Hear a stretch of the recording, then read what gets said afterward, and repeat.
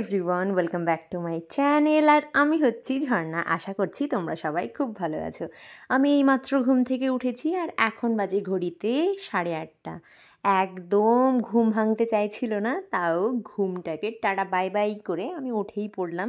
শ্বশুরবাড়িতে থেকে ওই 10টা অবধি পড়ে থাকতে খুব লজ্জা লাগে। আর যেদিন সত্যি আমি উঠতে পারি না, অ্যালার্ম বাজে বুঝতে পারি না, আর আমি যখন দেখি যে 10টা বেজে গেছে, উঠে আমার এত লজ্জা লাগে। আর মা এত ভালোবাসেন আমাকে, কোনো দিন ডাকেনও না, কিছুই না। আর যদি আমি সকালবেলায় উঠেও যাই, তাও বলবে এত সকালবেলায় উঠে গেলে আর একটু শুয়ে পড়ো গা, যাও। কিন্তু আজকে আমাকে উঠতেই হতো, কারণ আজকে ঘরের অবস্থা খুবই বাজে হয়ে আছে। কালকে আমরা গেছিলাম উমরপুর আমার বন্ধুদের সঙ্গে দেখা করতে। তো যাওয়ার আগে আমরা দুই স্বামী স্ত্রী মিলে ঘরটাকে একদম বিচ্ছিরি করে রেখে দিয়েছি, তো ওটাই আমাকে গোছাতে হবে। আর এই দেখো আমার ঘরের অবস্থা কেমন, এত জামা টামা সব কিছু মেকআপ টেকআপ এলোমেলো হয়ে পড়ে আছে। রাত্রেবেলায় এসে আর এনার্জি ছিল না, তাই গোছাইনি। তারপর মা নিচে ডাকছিল, নিচে গেলাম, নিচে গিয়ে ব্রেকফাস্ট করলাম। আর এখন আমি বানাবো একটা হেলদি ডাল, আর এই ডালের রেসিপি তোমাদের সঙ্গেও শেয়ার করব। এর জন্য লাগবে মুগ ডাল আর মসুর ডাল। মুগ আর মসুর ডালটাকে ভালোভাবে আমি ধুয়ে ফেললাম। যতটা পরিমাণে মুগ ডাল দেবে ততটা পরিমাণেই মসুর ডাল দেবে। তারপর 2-3 বার ডালটাকে ধুয়ে ফেলবে। ধুয়ে একদম সুন্দর করে পরিষ্কার করে নেওয়ার পর আমাদের ডালটা এরম দেখতে লাগবে। দুটো ডালের কালার মিশে গিয়ে সত্যি কি সুন্দর রঙটা লাগছে না? তারপর ওই ডালটাকে প্রেসার কুকারে দিয়ে দিতে হবে এবং পরিমাণ মতো জল আর লবণ দিয়ে 4টে থেকে 5টা সিটি দিয়ে নিতে হবে। ডালটা যেই সেদ্ধ হয়ে আসবে, তারপর একটা হাতা বা ওই ঘুটনিগুলোর সাহায্যে সামান্য একটু জল দিয়ে ডালটাকে তোমরা ঘুটে নিতে পারো বা এমনিও রেখে দিতে পারো। আর আজকের মেন হিরো হলো এই ফরচুনের সানলাইট সানফ্লাওয়ার অয়েল। আমি আমার প্রত্যেকটা রান্নায় এই অয়েলটাই ইউজ করি, আর এই অয়েলটা প্রচণ্ড লাইট আর হেলথের জন্য খুব ভালো। আর অপর সাইডে আমি বাঁধাকপি তরকারিটাও করে নিলাম। চলো এবার ডালের রেসিপিটা দেখাই। কড়াইয়ের মধ্যে সানফ্লাওয়ার রিফাইন অয়েল দিয়ে ওর মধ্যে বেশ খানিকটা জিরে ফোড়ন দিলাম। এরপর দিয়ে দিলাম 3টে চেরা কাঁচা লঙ্কা আর তেজপাতা। তারপর আমি তেলের মধ্যে দিয়ে দিলাম পেঁয়াজ। পেঁয়াজটাকে সামান্য একটু গোল্ডেন ব্রাউন অবধি ভাজলাম। ভাজার পর আমার আগে থেকে কেটে রাখা টমেটোটা ওর মধ্যে অ্যাড করে ওর মধ্যে হলুদ গুঁড়ো, জিরের গুঁড়ো, ধনের গুঁড়ো আর লবণ আর হলুদ দিয়ে ভালোভাবে কষিয়ে নিলাম। মশলাটা যাতে পুড়ে না যায় সেজন্য সামান্য একটু জল অ্যাড করে ভালোভাবে মিক্সড করে নিলাম।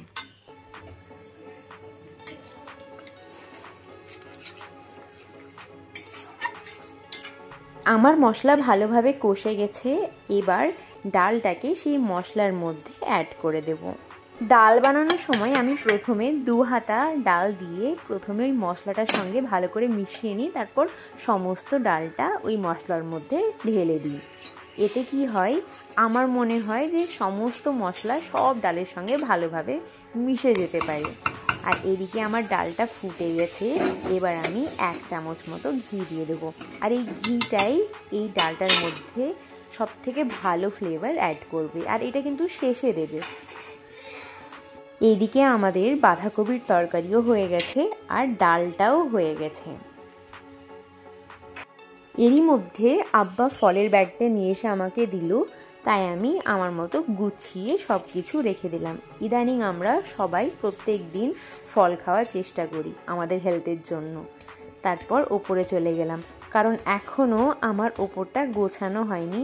আমি তোমাদেরকে যেই ঘরটা দেখিয়েছিলাম সকালবেলায়, তারপরেই আমি নিচে চলে এসেছিলাম, কারণ মা ব্রেকফাস্টের জন্য আমাকে বকাবকি করছিল। আমাকে ঠিকঠাক টাইমে খেতে হয়, যদি না খাই তাহলে আব্বা মা দুজনেই আমাকে বকা দেয়। গিয়ে ভাইয়ের ঘরটা গুছিয়ে দিলাম, কারণ আজকে জুম্মাবার আর ও কিছুক্ষণের মধ্যেই চলে আসবে। আর এসে যদি ও একবার বিছানায় বসে যায় তাহলে আর উঠবেও না।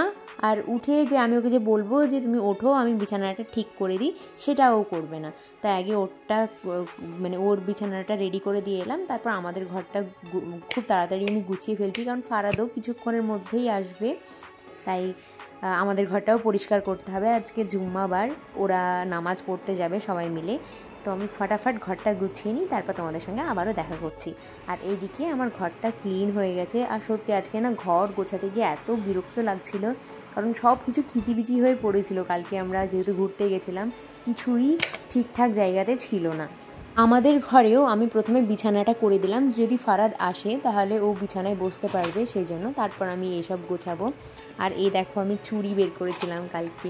আমার না চুড়ি পরতে খুব ভালো লাগে, তবে চুড়ি পরে আমি একদমই ঘুমোতে পারি না, তাই একটা পাতলা চুড়ি পরে আছি আমি বর্তমানে।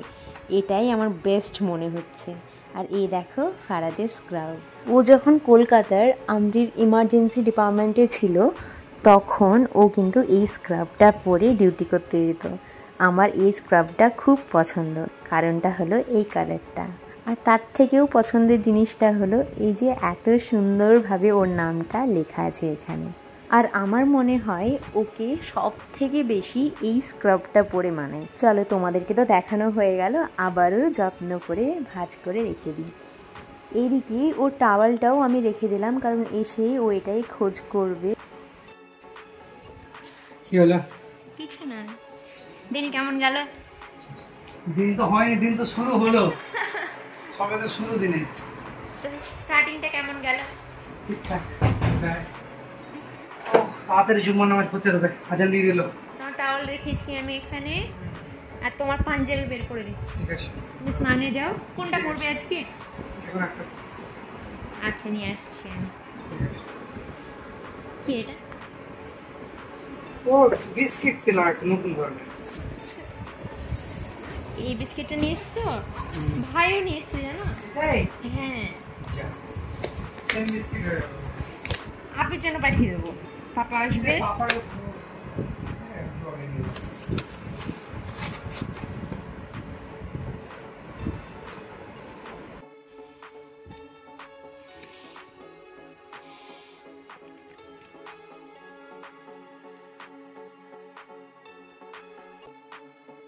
ফারহাদের পাঞ্জাবিটা দিয়ে আমি চলে গেলাম ভাইয়ের জন্য পাঞ্জাবি বের করতে। জানি না ও পরবে কি পরবে না, কিন্তু তাও এই জুম্মাবারে সবাই যদি পাঞ্জাবি পরে যায় আমার খুব ভালো লাগে, তাই নিজে থেকেই ওর জন্য একটা পাঞ্জাবি বের করে রাখলাম। একটা নয়, দুটো।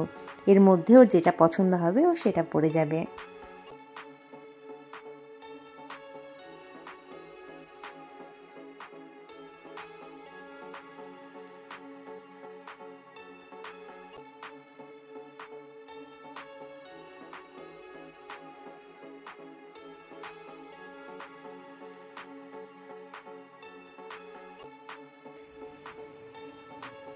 ভেজা আছে।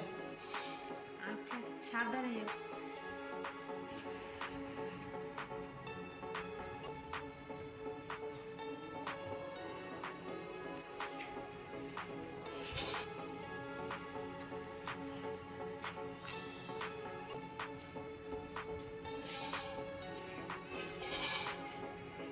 ওরা নামাজ পড়তে যাওয়ার পরেই আমি স্নানে চলে গেছিলাম।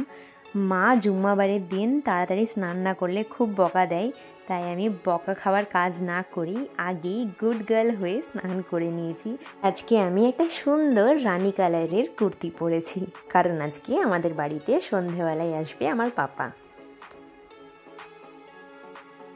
আর এই দেখো তোমাদের দাদা নামাজ পড়ে এসেই জামা কাপড় এলোমেলোভাবে ফেলে রেখে নিচে চলে গেছে, আর নিচ থেকে সবাই বারবার খাওয়ার জন্য ডাকছে, তো আমি ফাটাফাট নিচে চলে যাচ্ছি।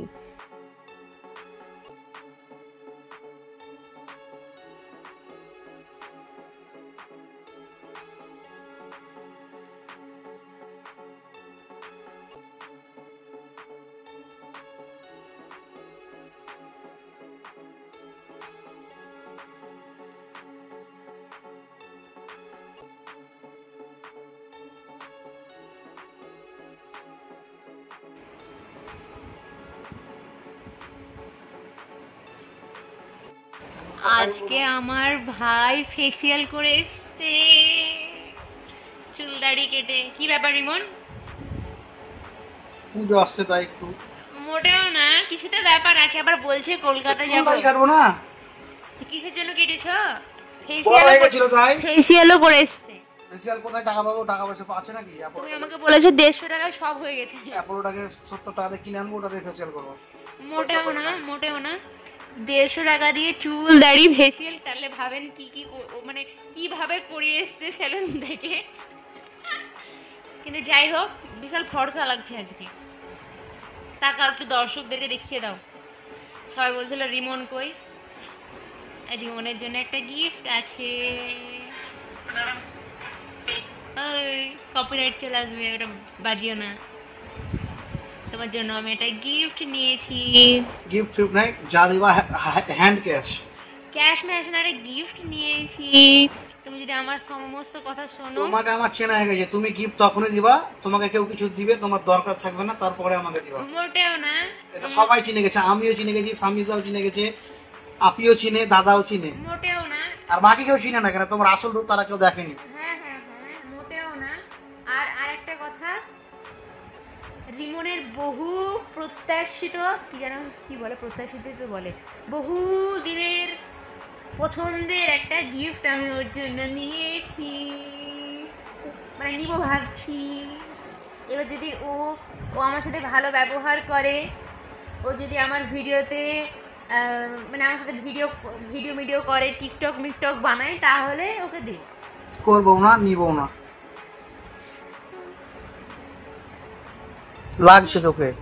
ঠিক আছে ঠিক আছে। আর আমার একটা গিফটও আসছে। যেমন আমার চটিটা, যেটা আমি গিফট করেছি তো। মোটেও না, তোমার দুটো দাদা। চটি গিফট করেছি। মিথ্যা কথা, মিথ্যা মিথ্যা আমি মিথ্যা। আমার অ্যাকাউন্ট দেখাচ্ছি।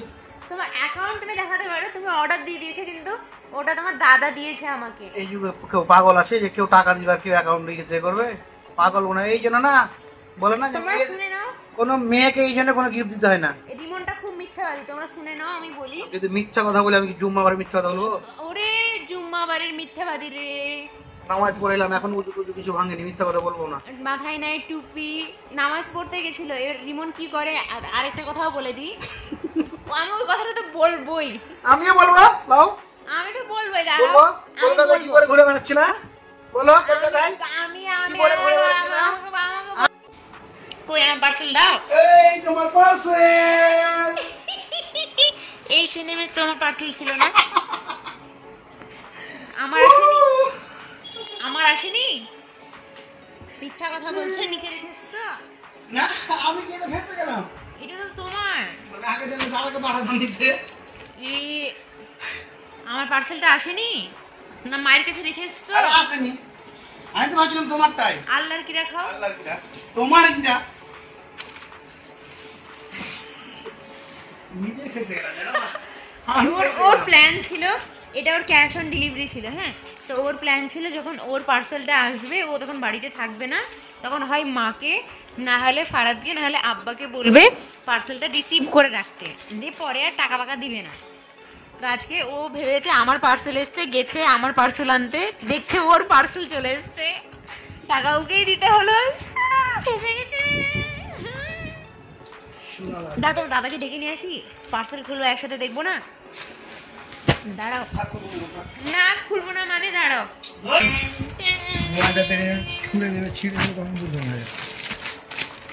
ও, এই কালারটা ভালো লাগছে। প্যান্ট এসছে, এটা একটা প্যান্ট এসছে, ভালো এসছে তো। এটা তোমার ওই প্যান্টের মতো না, সেই ব্যাগি প্যান্টটা যেটা পরেছিলে। ব্যাগি, ব্যাগি ওরে ব্যাগি না, ফিটিংস হবে না। হ্যাঁ, ফিটিংস হবে না। বিশাল ব্যাগি জিন্স তো। ব্যাগি যে, আরে ও জানেই না ব্যাগি জিন্স মানে কি। ব্যাগি অর্ডার করেছি আমি। এটা আমি এখন বাজে বিকেল 5:30 আর মা এখন বানাচ্ছে বিরিয়ানি।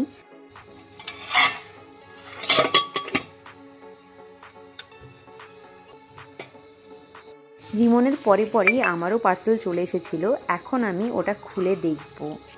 প্যাকিংটা খুলতেই জুতোটা যা সেরা লেগেছে আমার, না বেস্ট লেগেছে জুতোটা, আর কোয়ালিটিও মানে নিঃসন্দেহে খুব ভালো, আর খুবই প্রিমিয়াম কোয়ালিটি। আর এরই মধ্যে নিচ থেকে ডাক এলো, আমার পাপা চলে এসেছে।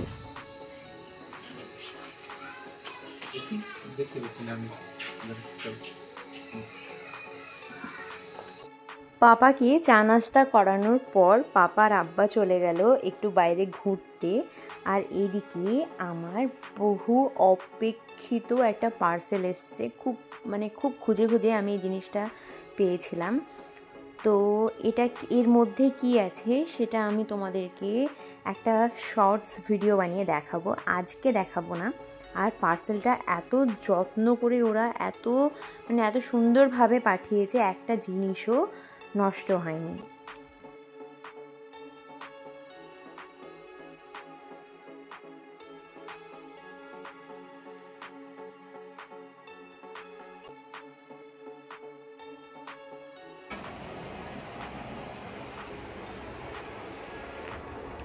কেউ আমাকে বলেছে নিবা না, কিন্তু ভয়েস নিবা না।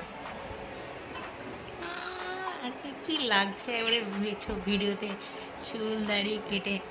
আজকের দিনটা খুব ভালো কেটেছে। এখন বাজে রাত্রি 12টা, আর এখন আমি ফ্রেশ হয়ে চলে এসেছি কারণ আমি এখন ঘুমোবো।